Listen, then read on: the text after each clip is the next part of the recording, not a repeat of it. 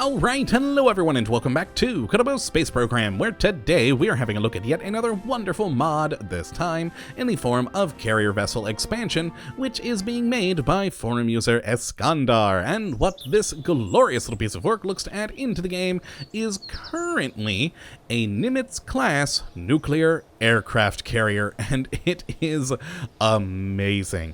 As well as amazingly gigantic. I actually think this is the largest, by far, part we have looked at yet on this series, and it's made with a surprisingly few number of parts, which is what really impresses me about this mod.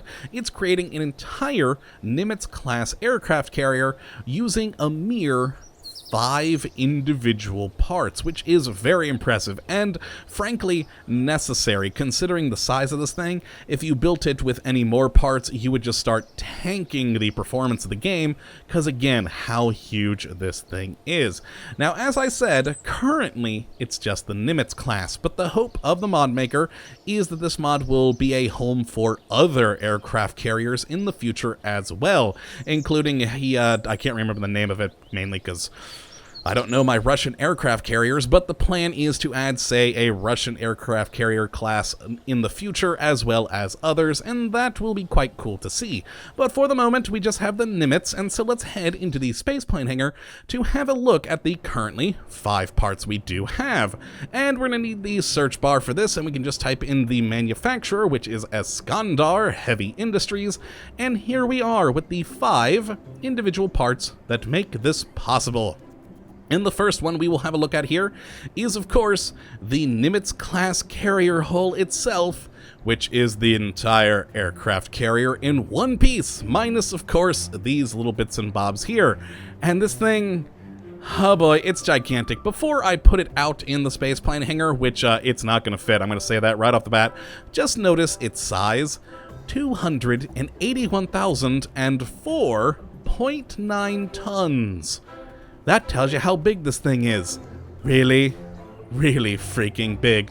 Also, as a side note, it makes me laugh that there is a 0.9 tons, because frankly, once you're over, I don't know, maybe 100,000 tons, I don't know how much the decimal points matter anymore, at least from a reading comprehension standpoint, but it makes me laugh when I look at it. But let's actually put this thing out there, and you'll see, oh boy, it's big. So let's move the camera over to the side as much as we can and actually use the move tool because, well, oh boy, we are definitely needing to move this thing.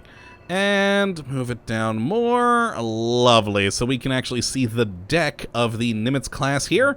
And here it is. At the moment, we're only seeing roughly half of this aircraft carrier. That's right, folks. Roughly half.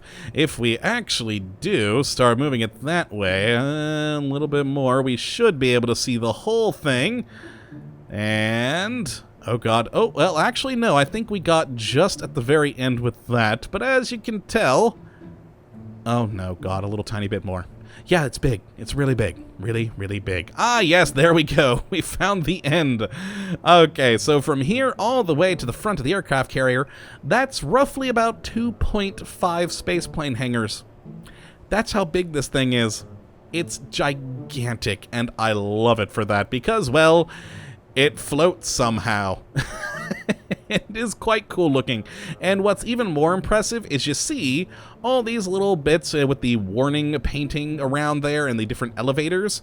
What's cool about all of them is that they're functioning pieces. So like these are actually the deflectors that we can raise. Oh, there's the one up there.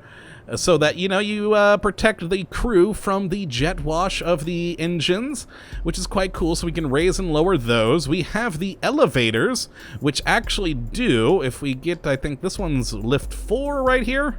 Yes, lift 4. It goes down, so if we use the move tool again, you can actually get into the interior of the freaking carrier. If we move the camera, look at all the space we have in here. It's gigantic. You can fit so many planes in this thing, then taxi it out onto one of these elevators, and then, you know, just if we actually go back to the other tool, then you just raise the elevator back up and it is on the flight deck, ready to go. And I absolutely love that. We even have the, I believe they're called, what are they, armament elevators? Let's bring that again. Ordnance lifts. There we are. These 1 and 2s right here, they also go down into the main compartment or the internals of the aircraft carrier, and you can bring up crew or ordnance with them if you are using the Bahamut D mod as well for any weapons that you may desire, which is, or not Bahamut D, BD Armory. That's the one I'm thinking of. There we go. So yes, if you have the Armory mod installed, you can bring up your missiles, then use the Kerbal inventory system to attach them to your ships or aircraft before taking them off. And that's freaking awesome. Now the next part we have... Oh, not done. Forgot to talk about the rest of the stats here. This is, of course, an aircraft carrier. It holds a lot of crew. The max capacity of the hull is 20. Personally, I actually was thinking there might be more Kerbals, but 20 I think is a good number, a very good number. And it is a nuclear carrier, of course, so it uses enriched uranium at a rate of 0.36 per day, to produce 0.24 depleted fuel, 0.12 xenon gas per day, and then 4,500 electric charge per second. So for a very low amount of enriched uranium, you can create a lot of power, and that's impressive. Now, as for the storage containers, we do have a place to store that depleted fuel. We have a max of 40,000 electrical charge. We can hold 450 enriched uranium, which will keep this thing going for quite some time. And what I love the most is the last one here. Holy crap, that's 35 million liquid fuel. And of course, the idea for, well, real-world aircraft carriers, as well as this aircraft carrier in the game, you sail it halfway around the world so that then your smaller planes that couldn't make it all the way there can take off and go do their mission, whatever it may be, whether it's a science of scanning a new biome, or of course, you know, actually bombing the crap out of something with BD Armory. It's up to you. So you have a long range with this using the nuclear power, and then can refuel your planes. You'd actually probably need the Kerbal attachment system installed, of course, so you can hook a pipe up to the aircraft carrier to then siphon that fuel to your planes, but it would work out quite nicely, and I love it. Because, well, that's its purpose, to land planes on this thing and take them back off again, and it's awesome. So the next part is, of course, the bridge tower, which, if we actually bring it back up here and turn it slightly, is, of course, quite a large tower. Not the greatest of texturing on this compared to the actual hull, but hopefully it gets better over time. And it holds an additional 10 crew, minimum of 1, as it is a command pod and necessary for the function of the ship. It'll do the crew report and holds an additional 500 electric charge. We then also have a lovely radar tower here, which is mostly aesthetic, but it does also have a battery for 500 electric charge, and if you do have, say again, BD Armory installed, you could install some actually functioning radar towers on this thing, and that'd be wonderful. Actually, it's kind of off kilter. There we go, that's straight-ish. Wonderful. And then the final two parts we have is first the carrier rudder, which of course is a quote-unquote aerodynamic part, or I guess hydrodynamic for a boat is what you should be calling it. And yeah, you put this at the bottom of the ship to have some form of control in the water, which is always good. And then finally we have the actual turbine engine for this thing, and yeah, it's big. It's real big, and holds a whole lot of thrust, as it will produce well, we'll only talk about in atmosphere, because, well, technically the vacuum is the highest thrust at 30,000 kilonewtons, but in atmosphere it'll produce at 23,548 kilonewtons, and using only 3.289 electric charge per second. So that's where the nuclear reactor of the hull really comes into play. It'll produce all that electricity to then use with the engine. And thankfully, it too also does have some gimbling range, so along with the rudder here, we can control it quite nicely. And it's a very good functioning ship. And what's fun, of course, about the tower here, besides the crew and science reports, etc., we do have a hatch here so that we can get the crew in and out of this thing. On the interior, which we can't really see unless I raise it up again, there is a hatch on the interior section of the aircraft carrier, so you can get Kerbals in there to help service your planes. There's also a bit off the back where there's another hatch you can get Kerbals in and out of, so all good things indeed. But yes, now it's actually time to show you one of these in the water, and typically I already have one in the water, but this is unique, frankly, because all the boat mods we've looked at previously were very, very easy to launch, frankly, because they were normal size small boats. It was very useful and easy to use Hyperedit just to pop them into the water, which is why I've never really bothered downloading Kerbal Construct for these videos, because of course that would give me a launch site in the water that I could select rather than launching from the runway. But this mod, I regret not downloading Kerbal Constructs. As to launch this thing, which is fully built, as you can see, we got the tower there. I've got 2 airplanes which are oddly attached there with some decouplers so that we can have some planes to test this thing with. It's all put together nicely, and what you have to do to actually get this thing to function and actually launch properly is raise it way up. And as you can see, I've got a crap load of launch stability enhancers, which aren't enough. They are not anywhere near enough to actually launch this thing safely. If I just hit launch and let this thing go, and once it loads up the physics and just let it be, it will destroy the runway. These are not enough structural supports for all of those 281,000 tons. In fact, what I have to do after we load it with the 30 or odd crew members, there we go, and go to launch, is once it does load, before it actually brings up the physics, I have to hit escape. Which pauses the physics, and that's a good thing, because otherwise, as I said, it'll destroy the runway. And I wanted to show this off basically to show how insanely large this thing is and how odd it will be for you to launch. Oh god, I gotta unpause real quick to get Hyperedit. There we go. Ship lander. Is if I don't do this, it destroys the entire runway and the ship with it, of course, with all 30 hands on deck, or on board rather. So let us resume, hit spacebar to release these, and then hit the landing button as quick as possible before the physics load. Oh boy, here we go. I think I did it. It's going to take a few moments because, again, this is such a large freaking vessel that there is a lot more than normal for this thing to actually calculate. And there we go, we made it to the water safely. Oh god, my heart stopped basically for that entire procedure. Okay, we're good. We are in the water safe, and as you can see, I got some rudders down there. They're kind of in awkward positions, but, oh no, did my engines break? They should be... I mean, they still seem attached, but they seem to be moving slightly. Huh. Okay, maybe it didn't come through entirely unscathed, but here we are. We have a freaking Nimitz class aircraft carrier for your enjoyment.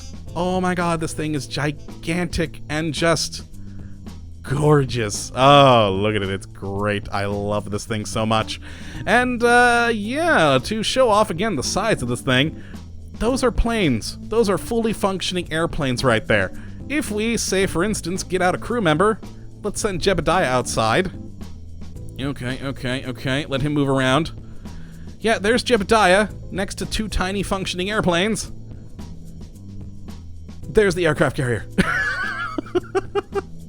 This thing is, he is a freaking ant if I zoom all the way out to get the whole thing in there. He's an ant. And I love it. I love it so much. Here's that rear part of the aircraft carrier I was mentioning that there is another hatch for, so we can get crew members out in here. And inside, if we go, yeah, there it is. Kind of awkward positioning right there is the crew hatch, you can see. So we can bring out crew in here as well, which is very useful to have. Now let's get Jebediah back inside before I take off one of these airplanes. Board. Oh god, I'm underwater. There we go, and let's show off this thing. So let's uncouple, or decouple rather, this right there. Don't worry about that explosion, that's perfectly normal. That's just the decoupler. And let's actually get this thing into position for to actually take flight. So we'll throttle up slightly to taxi this thing. And again, just to show off the size of this aircraft carrier. Just look at it. We're taxiing around a freaking aircraft carrier with not a care in the world. Oh, it makes me happy. Just imagine sailing this thing to the other side of the planet to do a mission, only for you to, you know, then just kind of take off an airplane once you get there and be good to go. Now, I didn't really do a great job parking this thing in a good spot. So let's turn it around again and try that again. I wanted to have it closer to this, what's it called here? The guard deflector, exhaust deflector. I don't know what that thing's supposed to be called. All right, let's try this again. Loop around, which again, we have plenty of space to do considering the size of this freaking thing. And all right, we're almost there. Throttle down and brakes. Beautiful. We're almost in the exact same spot, but a little bit further back. Lovely. And yeah, there we are. We have that plane. Good to go. Let's go back to the aircraft carrier. And let's get out our second plane. Yes, yes, another explosion. Lovely. All right, we're actually going to put this one inside the aircraft carrier to show off that, and also to show off one of the oddities. Also, hold on, brake. I didn't notice these before. Look at that. There are other crew hatches, so you can get Kerbals up here. Cool. Which makes me think that perhaps you could put some BD armory weapons up here as well. And have your Kerbals man them. That would be fun, I think. Alright, well, let's get this thing off the brakes and over to this elevator here, which if we swing this baby around nicely, it should be able to. There we go. Excellent. And now to show off an oddity about this mod. Whenever, as notice, it's right now a bright sunny day. We're perfectly happy. But if I go back to the... Wait, hold on. No, that's the other aircraft. If I go back to the ship and actually bring this elevator down, which is lower lift 2, the game's going to get darker. Notice this. There we go. It now seems like it's evening. I don't know why it does that, but it always seems to do that when I raise and lower elevators for the first time. It doesn't get progressively darker each time you do it, thankfully, but it's kind of odd, so I'll try and balance the lighting in editing later. Let's get this thing inside. And there we are. We have a nice little aircraft inside of our freaking aircraft carrier, which, you know, we could put some ordnance in that thing. We could go back to one of these other elevators, swing this baby around. Oh god, go, go, go, go, go before you crash. Oh, there we go. Lovely. Oh, I'm going too fast in here. And excellent, we have a lovely system inside, so we can park in as many planes as you could physically hold in here, and just whenever they're ready to go, get them onto an elevator, take them upstairs, and then they're happy, which is quite easy to get them on the elevators, frankly, because, well, as long as your plane has a good turning radius, or you do have some sort of a tow vehicle, as you can pretty easily get these things on, and then slide it around. and brake. Beautiful, and then this thing would be good to go for a launch. But let's actually turn off its engine, because, well, we don't need it anymore. And yeah, this thing is just a very, very cool ship. I absolutely love this thing, and I cannot wait to see what happens when we get more of these aircraft carriers in here from the mod. I think it'll be quite cool. So let's actually raise deflector 3, I believe. Yes, that's the one. Oh, and also, I should probably show off these little elevators, the ordnance lift. So that's lift 2 right there. That'll go downstairs into the main compartment. And yeah, every one of the elevators works. We've got the lower lift 1 up there. We've got 2 and 3 behind us. And it's just great having all of these things that you can do. Again, it oddly makes the day a little bit darker, but I mean, you know. And we have our lovely deflector here. So yeah, if you would like to check this mod out for yourself, and I definitely would suggest that you go and do it, you can take a look at the link in the description as always. But yeah, that's really it for this episode. So let's actually try and take off a plane from our aircraft carrier. We have our exhaust deflector, which is not actually physically deflecting exhausts. And, well, I probably should have been taking off from that direction, but oh well, we should be fine. There we go. I actually designed a plane that works off of the aircraft carrier. Beautiful. Beautiful. But yeah, that is going to be it for today. I hope you all have enjoyed, and of course that you do come back for the next episode, when we will be looking at what hopefully will be yet another wonderful mod. But until that time, thank you for watching, and as always, have a good one.